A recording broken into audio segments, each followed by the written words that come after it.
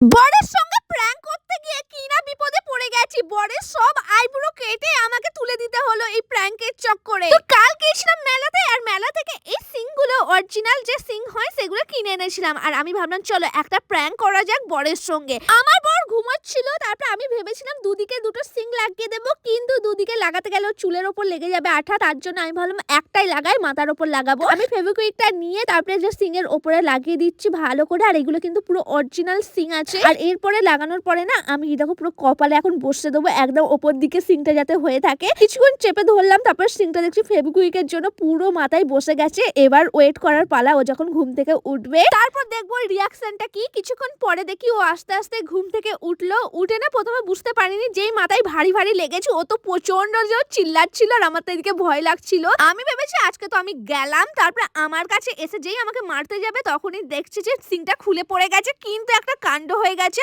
আমি না সিংটা ওর কপালে বসানোর সঙ্গে সঙ্গে আইব্রোতেও বসে দিয়েছি, আর পুরো ফেভিকুইক আটা আইব্রোতে চিপকে গেছে। এই দেখো খুলবে কি করে বুঝতেই পারছি না। ও প্রচন্ড রেগে গেছে, আমাকে প্রচন্ড বকছিল যে এরকম কেউ নাটক করে, এরকম কেউ করে। অনেকক্ষণ ধরে বকাবকি করার পর আমি রেজার নিয়ে এসে পুরো আইব্রোটোর কেটে দিয়েছি। কতটা আইব্রো বেরিয়ে গেছে দেখো, আর এক সাইডটা পুরো উড়িয়ে দিয়েছি ওর। ও প্রচন্ড রেগে গেছে। এরকম প্র্যাঙ্ক আমি কোনোদিনও করবো না, তোমরাও যেন করতে যে